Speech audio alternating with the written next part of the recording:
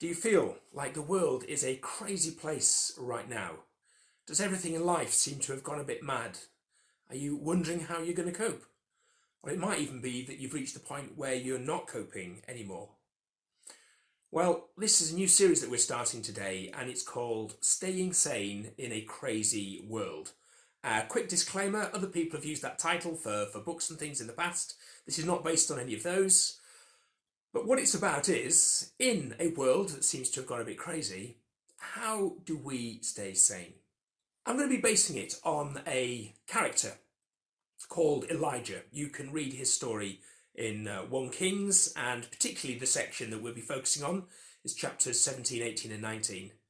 And he was an amazing guy. He was a prophet. He did incredible things. He was a real hero. He's not the sort of guy that you'd expect to have any mental health problems. And yet, we find in chapter 19, verses 3 and 4, he has a mental health crisis. So we're going to look at what led up to that and how God responded in that crisis and learn some lessons that are going to be effective for us.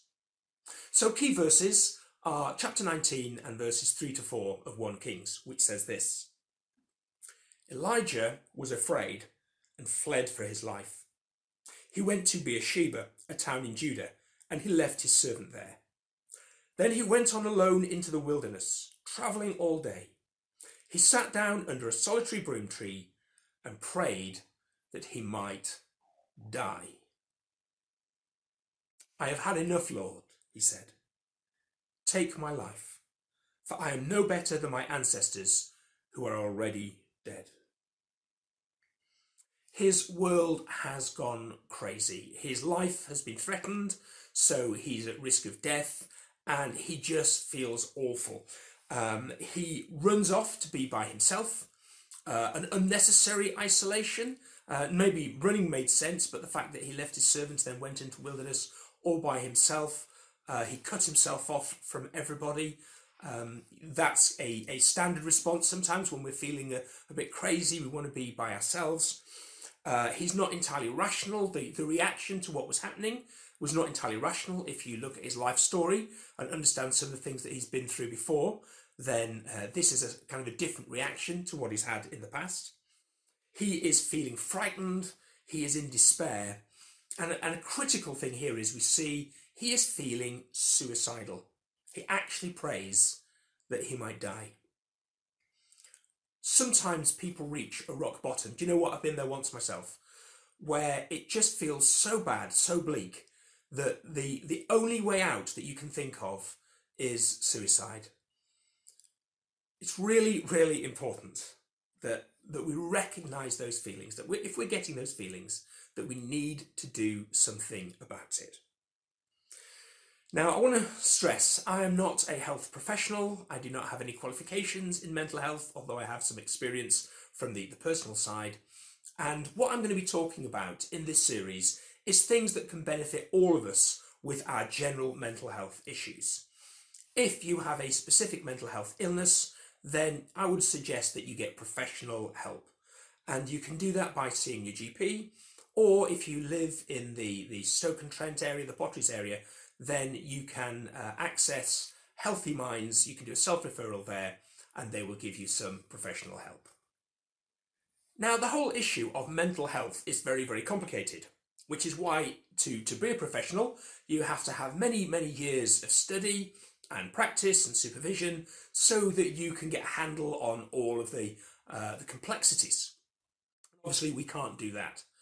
But there are a number of models, a number of ideas, ways of looking at mental health, which can be grasped very easily, and they're very helpful.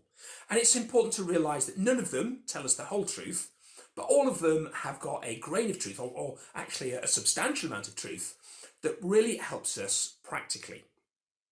And what I'm going to base this series on is an idea that I'm calling the 6 pillars of peace, which I heard somebody talking about the other day. And I found it really, really useful to get a handle on why we are feeling the way that we're feeling and how to overcome those feelings. Now, the idea of a pillar is that a pillar holds something up. You know, it's a column, there's something being supported at the top, you have some pillars, the pillars support the thing that's on top of them. So if we imagine that we have a certain amount of peace, which is supported by certain pillars, certain things that help us maintain that peace, strengthen that peace. And if anything affects those pillars, if those pillars weaken, well then the thing on top is less stable. And there are 6 pillars that hold up our peace. They are the physical, people, purpose, power, pattern, and perspective. And it's just coincidence that they all begin with P, which makes them a little bit easier to remember. So I'm going to go through these and explain how they relate to Elijah. The first one of these is the physical. And the truth is that our mental health is affected enormously by our physical health, how we are feeling, what the physical conditions are. So for a start, if we're in pain, if physically we're in pain, well then that makes us feel bad. If we've got a physical illness where we're feeling down, if you've got a virus, your whole body feels weak, and that affects our thinking as well. Looking after ourselves, things like having the right diet, getting enough vitamins and minerals, getting exercise, all these things affect our physical health, and they all affect our mental health. And then the other one is tiredness. Either tiredness because we've been physically putting in a lot of effort, or tiredness because we're not sleeping properly. All of those things can have a big effect on our mental health. In fact, on a day-to-day basis, that's probably one of the biggest impacts that there is. So, how does this relate to Elijah's situation? Well, if you've read the previous chapter, 1 Kings 18, then we find he has done something incredible. He has been in a shootout, if you like, with the prophets of Baal at Mount Carmel, and as part of this, it says he takes 12 stones and he builds an altar. Now, those 12 stones must have been pretty big because you're going to have to burn a whole bull on the top of it. So he has to manhandle these 12 big stones. It says he digs a trench around the altar. So he physically digs a trench. It says that he is the one who cuts up the bull that's going to be sacrificed. And a bull is a big thing. And he lifts the pieces and he puts them on the altar. Now, I looked it up, and the heaviest bull in the UK weighs in at 2 tons, 2,000 kilograms. So let's assume his was a bit more average. That's still 3/4 of a ton for your average bull. So that's a lot of weight for him to lift up. It's interesting that it then says he got other people to fill some large pots with water to fill the trench with water. I'm not surprised, he was probably shattered by that stage and he didn't want to do it himself. So he's physically put in a lot of effort. He then also runs a long distance. It could have been up to 40 miles that he kind of runs and walks to get away from what he considers the source of danger to a safe place. So he's got that physical effort that he's put in. And obviously he's not being able to sleep or rest during that time. So not a bit of wonder that his peace is attacked. Not a bit of wonder he's feeling that stress because he is physically tired.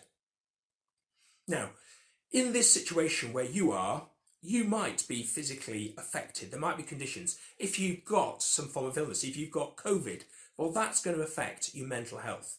If you are unable to sleep as well as you used to, maybe because of worry, maybe because of the disruption of your normal day, whatever it is, if your sleep is affected, then your mental health is affected.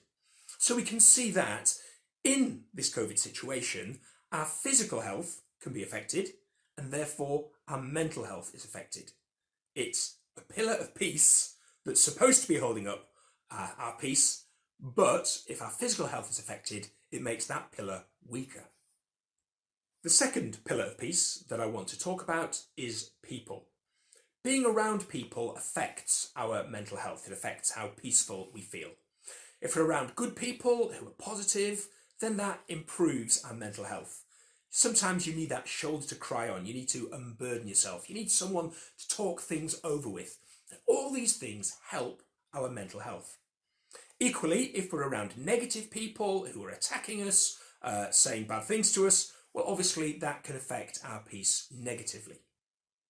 Then, of course, you've got isolation and loneliness. If you're not around any people, well, then that affects your mental health as well. And one of the dangers in mental health is where people withdraw from others and isolate themselves, and that nearly always makes things worse rather than better.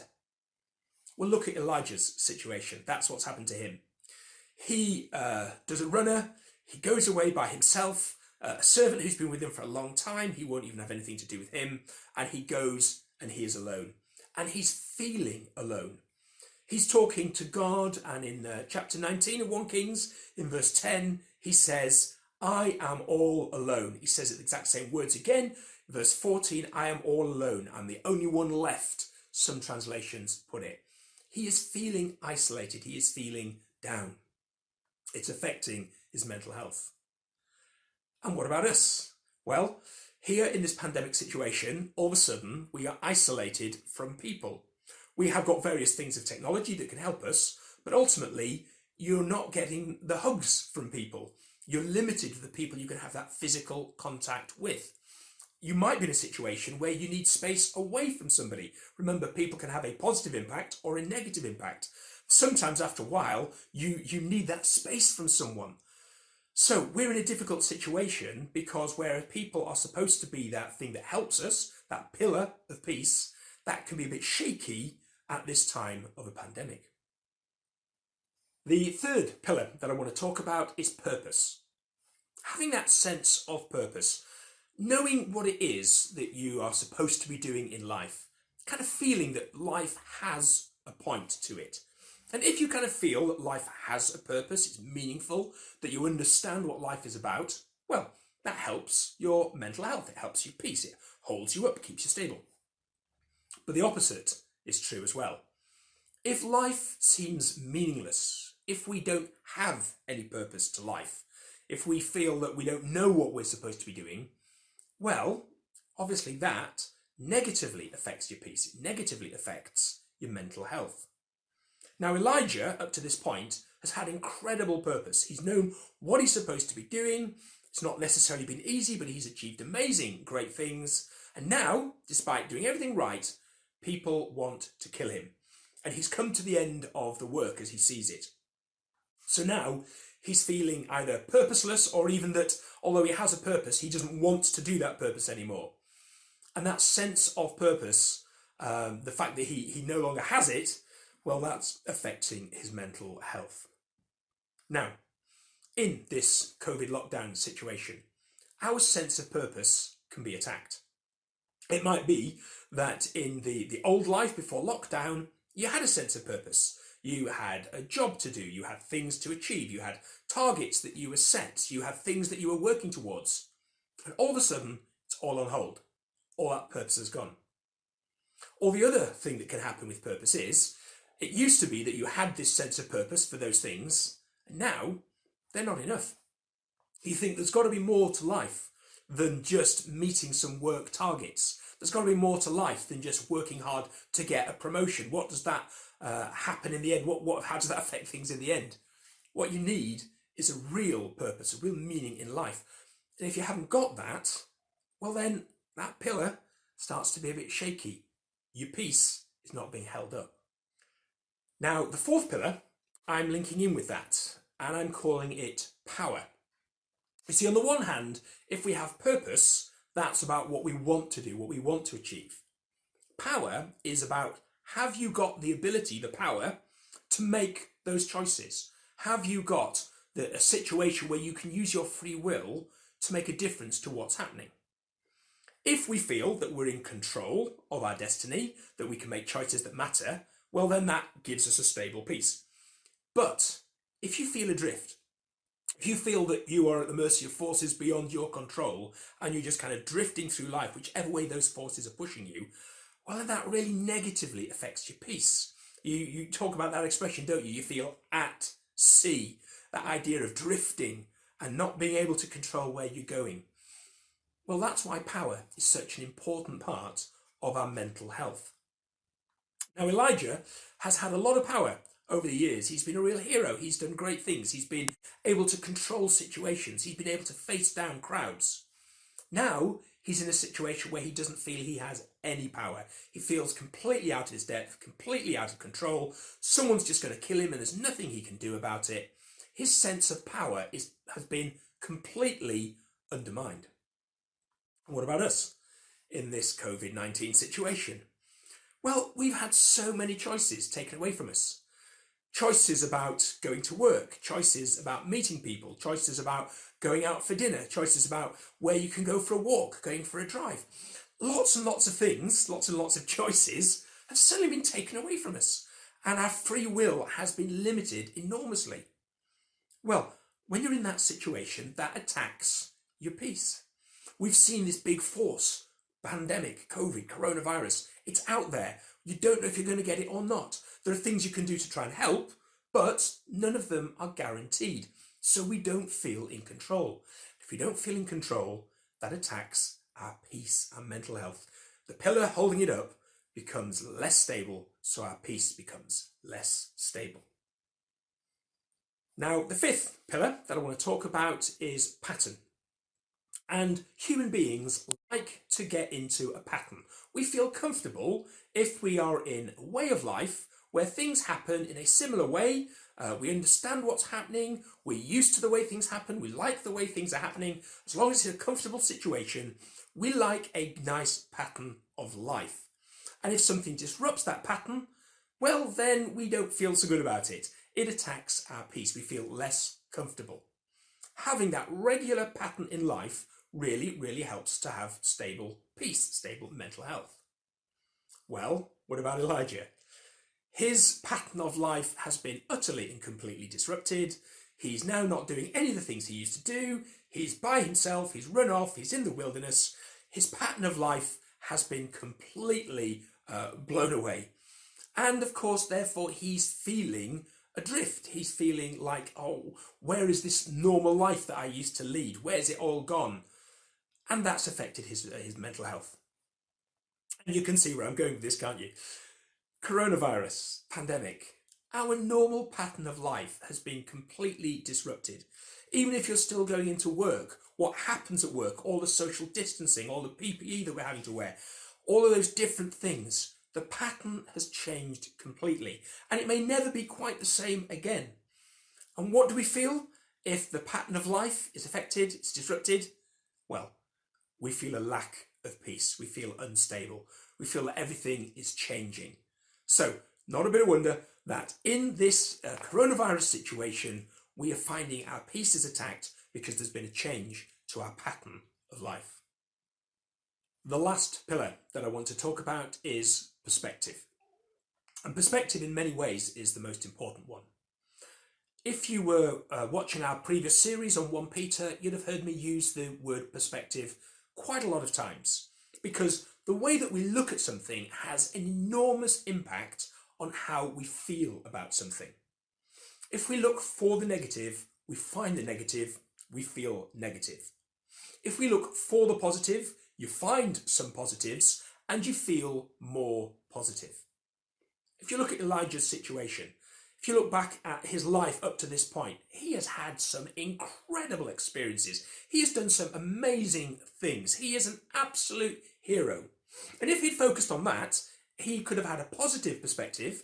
And when he receives the death threat, he'd have thought to himself, I've got through far worse than this before. God's helped me in far more difficult situations. I can cope with this. I can see lots of positive things happening in life. Although there's one negative going on, I'll find a way to cope with that negative and I will stay positive. But that wasn't his perspective.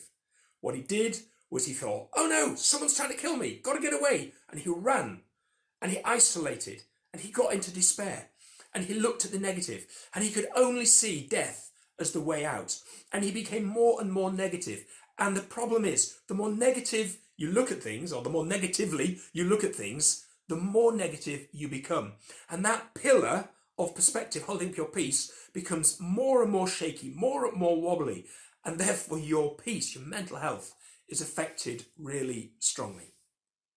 Now, as we're going through this pandemic, the people who are trying to find the positive, the people who are counting their blessings, who are looking for good things in among all of the dreadful news, those people are going to be able to cope better because they're keeping a positive perspective. Those people who are looking at all the negatives, who are finding all the problems, who are focusing on all those difficulties, who are watching the news every couple of hours, which are blasting us with the bad things that are happening, well, those people, they're going to have a negative perspective, and the perspective will get worse and worse and worse. And that means that that pillar of perspective is not going to be holding up their peace, and their peace, their mental health, is going to be affected. As I have been talking about these 6 pillars of peace, then the truth is I've mainly been setting out a problem, a difficulty. And over the next 3 weeks, we're going to be looking at solutions. The kind of solutions that I'm going to be looking at, though, they are not going to be things that are a load of hard work for you. It's not going to be one of these lists where, like, do this, do that, do the other. Lots and lots of things where you just feel overwhelmed because there's so many things that are expected of you. That's not the way that I work. There'll be some simple, practical things which are easy to do and help us change our outlook and really support our mental health. But what I want you to get out of today is this. Some of us will be feeling that lack of peace, that instability, and we'll be wondering, well, why do I feel so bad? Why is this affecting me so much? And the answer is because we're living in a perfect storm of an attack on our peace. We will be feeling physically weak because of lack of exercise, maybe not eating as well as we should, maybe being physically ill. We've got the problem that we're not around the people that we usually rely on, and that we're isolated, perhaps lonely, perhaps stuck with people that we don't want to be stuck with. We are lacking purpose at the moment, and we're lacking the power to enact the things that we want to do. The decisions we want to make, they're not within our power to do. So that's another attack on our peace. We've got the disrupted patterns of life, and we've got a negative perspective that the news media is bombarding us with day after day. And when you suddenly realise, actually, my peace is under attack from all these angles, then no wonder, it's no surprise that I'm feeling bad. It's no surprise that I'm feeling a bit overwhelmed and struggling to cope. Well, you can stay sane in this crazy world. First, by understanding, well, that's why you're feeling like you're going a bit crazy. Let's look at what happens with Elijah. One of the things that I've been talking about is the stability of our peace. When we've got our peace, what makes it stronger, what makes it more stable? What I haven't really spoken about is the source of peace. And the Bible talks about God as a source of peace. For example, Jesus is described as the Prince of Peace. And in Philippians 4 verses 6 and 7 it says, "Pray about everything, tell God what you need, and thank him for all he has done. Then you will experience God's peace, which exceeds anything we can understand." If we connect with God, if we reach out to God, we can experience God's peace. Some versions say the peace which passes understanding. This one says which exceeds anything that we can understand. And even in the middle of all this turmoil, it is possible to experience a supernatural, incredible peace from God. And that's what God wants you to experience right now. If we reach out to him, if we pray, if we have that connection with him. I've mentioned it before, and if you've ever been into our church building, you'll see on the wall, it says connection, transformation, position. And the most important thing that we can do is to connect with God. That's what happens with Elijah.